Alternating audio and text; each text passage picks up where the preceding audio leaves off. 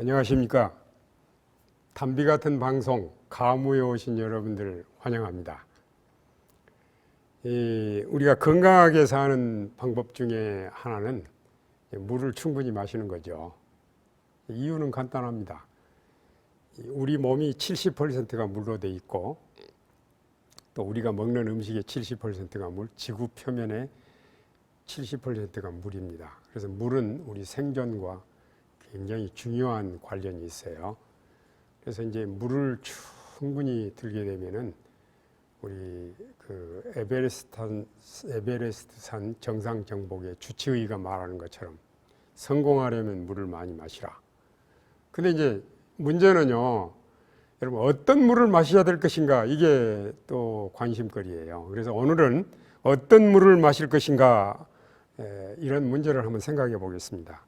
우선요, 여러분 우리 그 지구 표면에 있는 모든 물 거의 이제 한 98% 정도가 바닷물이라고 생각하면 됩니다. 그리고 이제 그 빙하나 이런 물들이 한 1% 정도. 사실은 우리가 생활용수, 공업용수, 농업용수 이렇게 쓰는 게 이 지구 전체 물의 한 1%밖에 우리가 쓰지 않아요.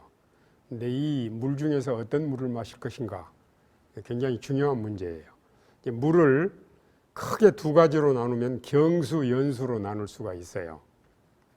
이제 영어로는 소프트 워터, 연수고, 경수는 하드 워터라고 그러는데, 이제 우리가 쉽게 이렇게 비누질을 해서 세숫대야나 이런 데서 손을 씻어 보면은 오래까지 미끌미끌 거리면은 연수고요.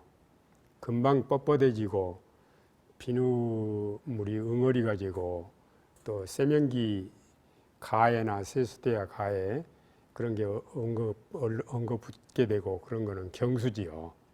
근데 대개 이제 검사기로 TDS 테스트하기가 있는데 Total Dissolved Solid, 물속에 녹아있는 모든 미네랄 수치를 총칭한 건데 여기에 50ppm 미만은 연수고 60ppm 미만은 경수로서 음용수로서 적합하지 않아요. 세계보건기구에서 음용수에 대한 기준을 세 가지로 정했는데 첫째는 무기 미네랄이 없는 물, 두 번째는 세균이 없는 물, 세 번째는 유기 화학물질이 없는 물을 기준으로 정했습니다. 그러면은 우리가 이제 주변에 얻을 수 있는 물 중에 강물도 있고 빗물도 있고 이제 샘물도 있고 여러 물들이 있는데 이런 물들로서 우리 음용수에 적합한 물을 선택을 하시려면은 그런 기준이 맞아야 돼요. 세균이 없어야 되고 물 속에 일반적으로 미네랄이 많으면 좋다고 그러는데 사실상으로는 미네랄이 없을수록 좋습니다. 그리고 유기 화학물질 뭐 이런 것들이 없으면 좋죠. 그러면은 왜 그러느냐 하면은요, 사람들이 일반적으로 물에서 어떤 영양을 얻는 것처럼 생각을 하지만 물은 6대 영양소에 포함되지 않습니다. 우리 영양 근원이 아니라는 거죠. 물의 중요한 기능은 우리 체온 조절을 하고 또 우리 몸의 화학 작용이라든지 또 탈수 방지 또 우리 몸에서 전기를 일으키는 그런 발전 작용, 또 우리 물이 없으면 세포가 쭈그러들어요. 그래서 세포의 모양을 유지한다든지 이런 기능들입니다. 물은 영양하고는 상관이 없습니다. 그런데 이제 사람들이 생각을 할 때 물속에 미네랄이 많으면 좋다 그러는데 물속의 미네랄은 무기질입니다.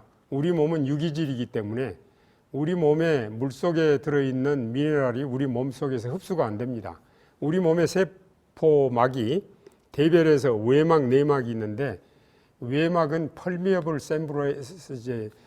멤브레인, 그래서 투과막이고 내막은 세미 펄미어블 멤브레인, 그래서 반투과막이라고 그러는데 물속에 있는 미네랄은 투과막은 통과하지만 반투과막은 통과를 못하게 돼 있어요. 근데 여러분 물속에나 흙속에 있는 미네랄은 식물이 그거를 먹지 않으면 죽어요. 식물이 무기질을 빨아먹은 다음에 햇볕을 받아서 탄소 동화 작용에 의해서 이게 영양소로 바뀌는 거죠. 예를 들어서 빈혈이 있는 사람이 쇳가루를 갈아서 물에 타서 마시면 해결되지 않는다는 거 다 알잖아요. 이 쇳가루를 계속 물에 타서 마시면 사람 죽죠. 그러나 식물이 흙 속에나 물 속에 있는 철분을 빨아들여 가지고 광합성 작용에 의해서 유기철분이 되면 빈혈을 해결하는 치료가 되는 것입니다. 이와 같은 원리로 우리 인간에게 필요되는 영양소는 식물이 만들어요. 식물은 이제 영양소를 만드는 이제 그런 일들을 하고, 사람들은 식물에 의한 영양소를 빨아먹는 역할을 하는 거죠. 그래서 우리가 이 세상에서 가장 깨끗한 물은 빗물입니다. 오염되지 않는 것을 조건으로 해서. 그래서 물은 자정작용에 의해서 증발해서 올라가서 비가 돼서 내려오면서 대기를 정결케 하고 표면을 깨끗해 하고 이렇게 자정작용이 있는데, 이제 바다에서나 이제 태평양 적도에서 수많은 수증기가 올라가잖아요. 순수한 물만 올라갑니다. 이게 증류된 물이죠. 이게 떨어지면서 사실 빗물을 TDS 테스터로 재보면은 제로가 나옵니다. 그래서 우리가 어떤 물은 우리 몸에 많은 미네랄이나 이런 것들을, 찌꺼기들을 가지고 들어가서 우리 몸에 남겨놓고 나오면 병을 일으키는 물이 되고, 순수한 물이 들어가서 우리 몸에 찌꺼기를 씻어내가면 병을 치료하는 물이 되는 거죠. 병원에서 환자들에게 1차적으로 적용하는 게 링거 주사 놓는 거잖아요. 링겔 주사가 증류수입니다. 모든 환자들에게 우리 0.9%의 염분을 맞춰서 링겔 주사를 놓는 거죠. 그래서 우리 인간에게 얻을 수 있는 가장 깨끗한 물은 오염되지 않는 빗물이 가장 깨끗하고요. 요즘 환경 오염 때문에 빗물을 사용하지 못해서 빗물이 만들어지는 과정을 그대로 축소해서 만든 게 증류수입니다.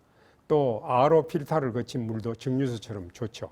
우리가 깨끗한 물을 마시면 우리 몸의 노폐물들을 다 제거해 가는 기능을 하고, 체온 조절을 하고, 또 모든 여러 가지 면에서 물은 우리들에게 큰 축복이 됩니다. 항상 깨끗한 물을 마시고 건강하게 사시기 바랍니다. 감사합니다.